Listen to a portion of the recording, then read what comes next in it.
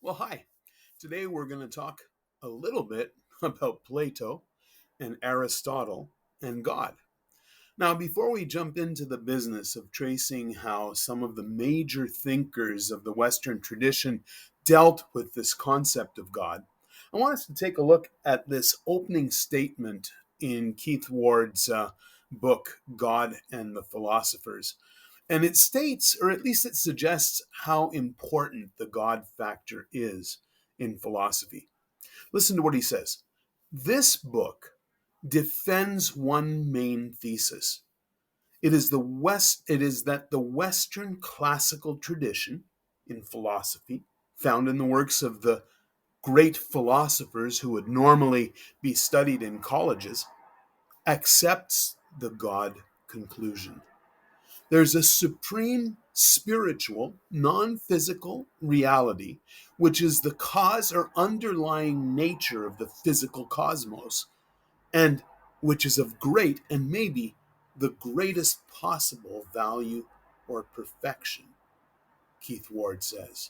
And what he's talking about is the fact that many of the major philosophical systems, at some point or another, seem to require a God premise. Well, we're going to start out by looking at Plato, as you can see in your notes, who was born somewhere around 428, 427, died somewhere around 348 or 334. And often Christians assume that Plato is almost like a Christian himself. We'll see a little bit later that there's no question about the extent to which Plato influenced earliest Christian philosophy. But I want you to listen to this quotation from the Roman Cicero, who writes just before the time of Christ. The inconsistencies of Plato are a long story, Cicero says.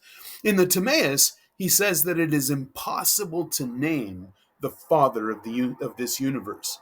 And in the Laws, he deprecates all inquiry into the nature of the deity.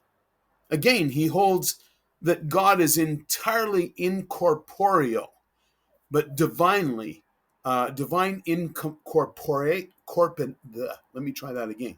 Divine incorporeity is inconceivable, for an incorporeal deity would necessarily be incapable of sensation and also of practical wisdom and of pleasure, all of which are attributes essential to our conception of deity, at least in Roman times. Yet, both in the Timaeus and the Laws, he says that the world, the sky, the stars, the earth, and our souls are gods, in addition to those in whom we have been taught to believe by ancestral tradition. But it is obvious that these propositions are both inherently false and mutually destructive, says Cicero. Now, Plato's views on God and the divine are notoriously difficult to unravel. And Cicero rightly points out that there appear to be a lot of inconsistencies involved, and that it's hard to find some kind of systematic doctrine that holds the different elements together. And yet, however difficult it may be, the question of retrieving a general and systematized account of the gods in Plato is an ongoing problem and part of the discussion in contemporary Platonic philosophy. It involves an investigation of the way in which political organization ought to deal with religion, and the clarification of the foundations of morality and ethics. In other words, an inquiry into Plato's gods is located at the very heart of Platonic philosophy. And Plato knew perfectly well that on such matters it's impossible to give complete answers with human words. And so he tried to approach the question from different angles and give partial, complementary, and not contradictory answers, both negative, what gods are not, what we should not believe about the deity, and positive, what we may safely believe about gods and the divine, and questions of origins and ends. So, what I want to do here in the next little while is give you a sense of Plato and the divine. And here's an outline of what we're going to do. First, we'll discuss a few basic Platonic concepts. And then we'll look at Plato's allegory of the cave. And then we'll discuss briefly Platonic ideas that seem inconsistent with Christianity. First of all, let's talk about some basic notions of Plato. Uh, Plato understood the self as divided between body and soul, with the soul much more closely related to goodness and truth. Now, this made Christianity's later soul body division easier to understand for Greek minds. Some early Christians, like Justin Martyr, even regarded the Platonists as unknowing proto Christians, though this conclusion was later rejected. Some have suggested that Plato was, as Augustine said, a Christian before Christ. Or we could put that in another way and say that Christianity is Platonism personified. And we have to admit, there really are some significant similarities. Well, first we begin with the theory of forms. What I'd like you to do is stop your video right now, and I want you to take a look at the document that's on Neo that's called The Theory of Forms. I want you to just take a look at that and read it and sort of get a sense of what it's saying. And then let's come back and maybe repeat, but maybe get a little deeper into what Plato's theory of forms is all about. So, have you ever seen the movie The Matrix? Come on, it's an incredible movie. Mind boggling. It's all about Plato. Now, check this out. There is a deeper reality beyond the physical world that you see and touch and feel.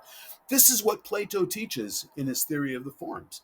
In basic terms, Plato's theory asserts that the physical world is not really the real world. Instead, ultimate reality exists beyond our physical world. And he discusses this theory in a few different dialogues, including the most famous one that most of us have heard of, Plato's Republic. It's also likely that Plato inherited some of this theory from his mentor, Socrates.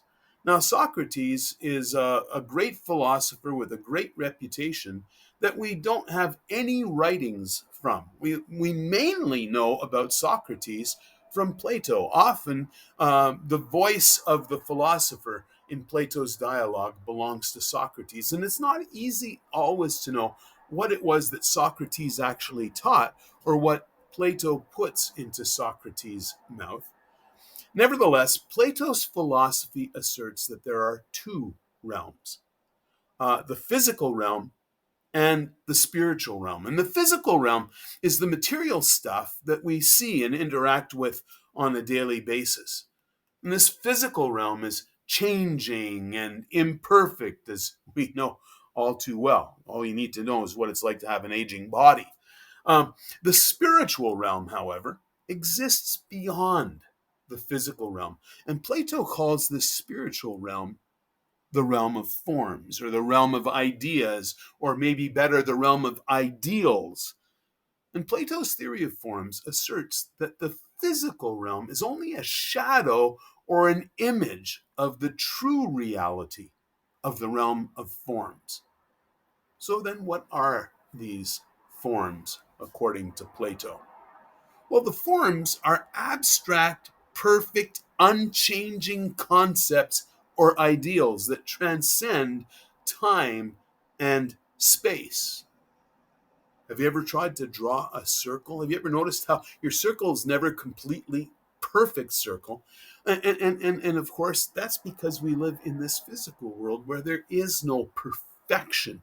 But a perfect circle might exist in the realm of ideals. And so, in the realm of the forms, um, we have these abstract concepts. That doesn't mean that they're not real. In fact, the forms are more real than any individual physical objects. And so, concepts, for instance, like redness and roundness, or beauty and justice, or goodness, these are forms. And often they're capitalized: beauty and goodness, or the good. And individual objects, just like a red book, or a round ball, or a beautiful person, a just action, or a good person, they reside in the physical realm and are simply images or some kind of representation physically, or maybe different examples of the forms reproduced in the imperfect physical world that we live in. So the forms are a kind of way of thinking about reality. Everything we experience in this world is just a shadow of the ideal form in the world of ideas. Well, we'll come back and we'll pick up on a couple of other of Plato's concepts.